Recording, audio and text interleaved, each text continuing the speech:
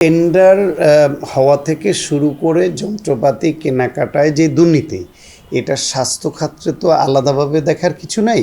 এটা সব খাতে একই বিষয়। আপনি কৃষি সেক্টরে যান, আপনি শিল্প সেক্টরে যান, আপনি যেখানে যেখানে এরকম টেন্ডার হয় সেখানে একই প্রক্রিয়ায় তো এই টেন্ডার ব্যবস্থাপনা, এবং সেখানে যারা এটার ব্যবস্থাপনা করবেন তারা যদি অসৎ হন তাহলে সব সেক্টরে একই অবস্থা। সুতরাং আলাদাভাবে শুধু হেলথ সেক্টরকে আপনি সৎ বানিয়ে ফেলবেন, শুধু হেলথ সেক্টরের কর্মকর্তাদের আপনি ফেরেশতা বানিয়ে ফেলবেন আর পুরো দেশ শয়তান থাকবে, সেটা তো হয় না।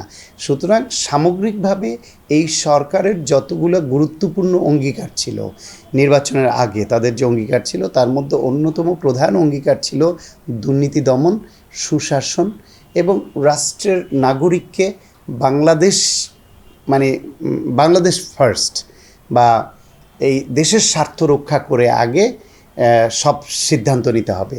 সেইভাবে যদি সামগ্রিকভাবে দেশের দুর্নীতি দমনের ব্যাপারে সরকার আন্তরিক হয় এবং কীভাবে কোথায় দুর্নীতি হয় এটা কোনোটাই অজানা না, কারা দুর্নীতি করে সেটাও অজানা নয়, যখন যারা ক্ষমতায় থাকে এবং ক্ষমতার সঙ্গে সংশ্লিষ্টরা প্লাস হচ্ছে প্রশাসনের লোকজন, এদের যোগ সাজসে এই দুর্নীতিটা হয়। ধরেন একটা 5টা এমআরআই মেশিন কেনা হবে বা সিটি স্ক্যান মেশিন কেনা হবে, সেইখানে টেন্ডার ড্রপ করলো কয়েকজন। এখন এই টেন্ডার পাওয়ার জন্য যে ব্যবসায়ী ঘুষটা দিবেন, কাকে দিবেন?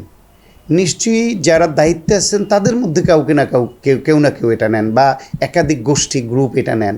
তো তারা যদি এই দুর্নীতিটা করবার মতো সুযোগ না পান, সরকারের পলিসি যদি ওইটা হয় কেউ করলে শাস্তির আওতায় আসে, তাহলে ওই যিনি টেন্ডার ড্রপ করবেন তিনি ঘুষটা দিবেন কারে?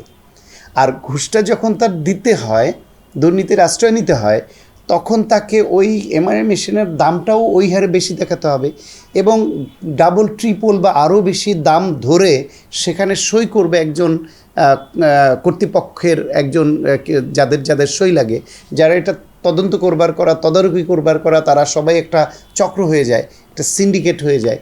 সুতরাং দুর্নীতি দমনটা যদি সামগ্রিকভাবে সরকারের প্রায়োরিটিতে থাকে, তার সুফল স্বাস্থ্য সেক্টরে ভোগ করবে। শুধুই স্বাস্থ্য সেক্টরের জন্য আলাদাভাবে দুর্নীতি দূর করার আলাদা পলিসির কিছু নাই এখানে। আমরা চাই দেশ থেকে দুর্নীতিটা আস্তে আস্তে কমে এসে সেটা দূর হোক।